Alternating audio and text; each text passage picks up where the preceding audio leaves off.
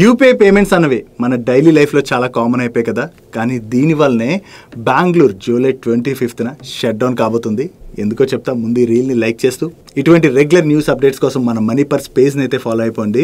Local వెండర్స్కి మనం చేస్తున్నటువంటి UPI payments ద్వారా 40 lakhs యాన్యువల్ టర్న్ ఓవర్ ఎవరిదైతే దాటిందో వాళ్ళందరికీ కూడా జీఎస్టీ డిపార్ట్మెంట్ దగ్గర నుంచి నోటీసెస్ వెళ్ళి బెంగళూరులోనే కాదు దేశం మొత్తంలో ఉన్నటువంటి లోకల్ వెండర్స్కి ఇటువంటి నోటీసెస్ వెళ్ళడంతో మాకు ఇటువంటి నోటీసులు వచ్చినట్లయితే మేము రోజు ట్రాక్ చేసుకుని ఈ పేమెంట్స్ ఎలా చేస్తాం, మాకు ఇబ్బంది అని చెప్పి బెంగళూరుకి చెందినటువంటి లోకల్ వెండర్స్ జూలై 25th రోజున నిరసనలో భాగంగా బెంగళూరులో ఉన్నటువంటి బేకరీస్ కావచ్చు, టీ షాప్స్ కావచ్చు, పాన్ షాప్స్ కావచ్చు, ఇవన్నీ కూడా క్లోజ్ చేస్తున్నారు. ఈ ఇష్యూ ఏదైతే ఉందో ఇది బెంగళూరుకే పరిమితం కాదు, ఇండియా మొత్తం కూడా రీచ్ అయ్యేలా ఉంది. అండ్ అంతేకాకుండా ఈ లోకల్ వెండర్స్ ఎవరైతే ఉన్నారో వాళ్ళు నో యూపీఐ ఓన్లీ క్యాష్ అని చెప్పి బెంగళూరులో బోర్డ్స్ కూడా పెట్టుకున్నారంట.